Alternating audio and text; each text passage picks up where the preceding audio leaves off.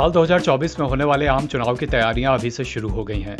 इसी क्रम में तेलंगाना के मुख्यमंत्री केसीआर आज पटना दौरे पर पहुंचे। वो नीतीश कुमार के अलावा तेजस्वी यादव से भी मिले। केसीआर के पटना पहुंचने के साथ ही बीजेपी विरोधी दलों को एकजुट करने की कवायद एक बार फिर शुरू हो गई है। माना जा रहा है कि आगामी लोकसभा चुनाव का नेतृत्व नीतीश कुमार के चेहरे के साथ किया जाएगा।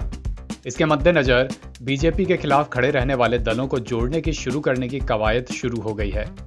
अपने संबोधन में नीतीश कुमार ने केसीआर की जमकर तारीफ की। कहा कि आंध्र प्रदेश के बंटवारे और उसके विकास के लिए केसीआर ने बहुत सराहनीय काम किए हैं। बिहार लोक सेवा आयोग के संयुक्त परीक्षा को 2 दिन में लिए जाने की व्यवस्था किए जाने को लेकर अभ्यर्थी लगातार विरोध कर रहे हैं। बीपीएससी अभ्यर्थी सैकड़ों की संख्या में राजधानी की सड़कों पर उतरे और आयोग से पुरानी व्यवस्था को लागू करने की मांग को लेकर विरोध किया। बीपीएससी की ओर से एक ही दिन में एक ही पाली में परीक्षा लेने की मांग कर रहे हैं। बताते चलें, आज पटना में तेलंगाना के मुख्यमंत्री आए हैं।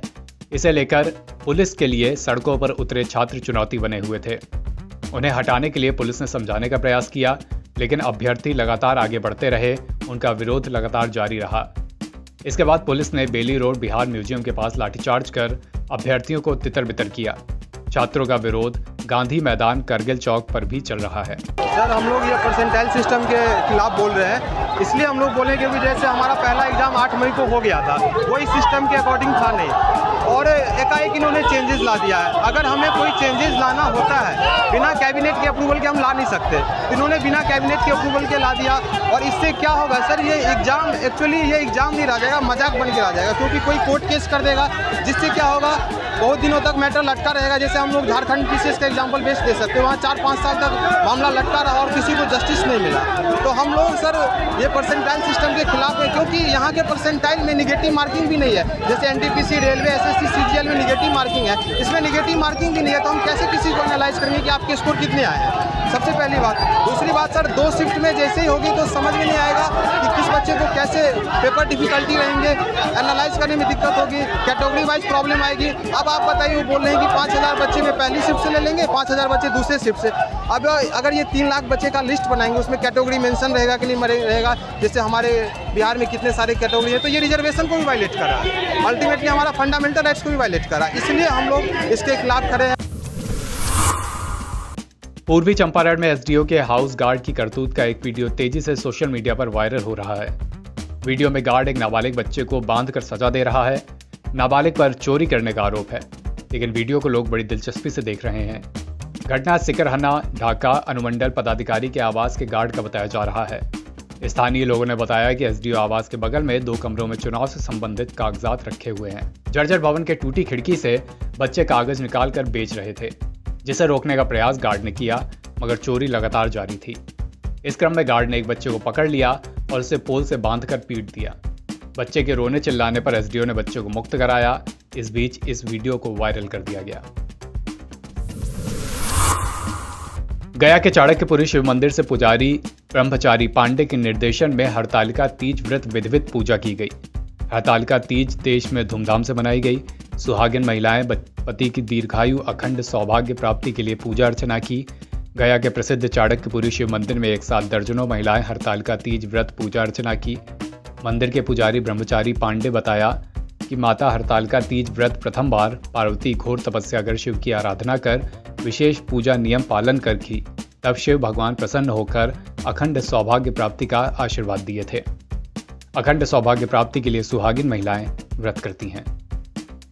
अखंड सौभाग्य की प्राप्ति के लिए महिलाएं ये व्रत करती हैं। ये व्रत प्रथम पार्वती जी ने तपस्या करके शिव जी को प्रसन्न किया था। उसी प्रसन्न के फलस्वरूप भगवान शंकर पार्वती जी पर प्रसन्न हुई थी, यहाँ पर आशीर्वाद दी थी कि जहाँ अखंड सौभाग्य की प्राप्ति होगी। जो महिला अपनी अखंड सौभाग्य की प्राप्ति करनी चाहती हैं, वह इसका नियमबद्ध जो इसका नियम है, नियम का पालन करते हुए व्रत करने से अखंड सौभाग्य की प्राप्ति होती है। महिलाएं इस दिन 24 घंटा का व्रत रखती हैं। अगले दिन सुबह भगवान का पार विसर्जन करके फिर पारण करती हैं। अन्न से भेंट लंबी होने के कारण महिलाएं व्रत करती हैं कि पति की आयु लंबी पर्व है महिलाएं के लिए। इस व्रत में क्या ख्याल रखा जाता है? फास्टिंग पूरे दिन फास्टिंग रखा जाता है, बिना नीरज जलिए रखा है, कोई फल वगैरह कुछ नहीं खाया जाता है। रात भर महिलाएं ऐसी रहती है, सुबह में उठ के पारण होता है। पंडित जी को जितने सारा दान करने के बाद ही महिलाएं अपना व्रत तोड़ती हैं। ये व्रत सिर्फ सुहागिन महिलाएं ही करती हैं या फिर कुमारी? नहीं, ये कुमारी महिलाएं भी तो करती है, लेकिन अपने मन वांछित व्रत प्राप्त करने के लिए करती है, लेकिन ज़्यादातर महिलाएं विवाहित ही करती हैं। एक और पूरे देश की सुहागिनें अपने पति की लंबी आयु के लिए निर्जला तीज व्रत कर रही थी। वहीं दूसरी ओर नालंदा जिले के नगर थाना क्षेत्र में हैवान पति दहेज की खातिर को पत्नी को बेरहमी से पिटाई कर रहा था। घटना बिहार थाना इलाके के नई सराय मोहल्ले की है। पति और ससुराल वाले उसे तब तक पीटते रहे जब तक उसकी मौत नहीं हो गई। हत्या को आत्महत्या दिखाने के लिए शव को फंदे से लटका दिया गया। मृतका अशोक यादव की पत्नी सोनी कुमारी हैं। मृतका के भाई सोसराय के जलालपुर निवासी सुनील कुमार ने बताया कि उसकी बहन की शादी 2008 में हुई थी। बहनोई के सभी भाई सरकारी नौकरी में हैं। इस कारण पति को नौकरी में घूस देने के लिए 10 लाख की मांग किया करता था। नहीं देने पर बार बार उसे मारपीट और प्रताड़ित किया जाता था। मंगलवार को उसने तीज व्रत रखा हुआ था। पति से पूजा का सामान लेने के लिए कहा गया। इस पर पति और ससुराल वाले उससे उलझ गए और ससुराल वालों ने बेरहमी से पिटाई कर दी, जिससे उसकी मौत हो गई।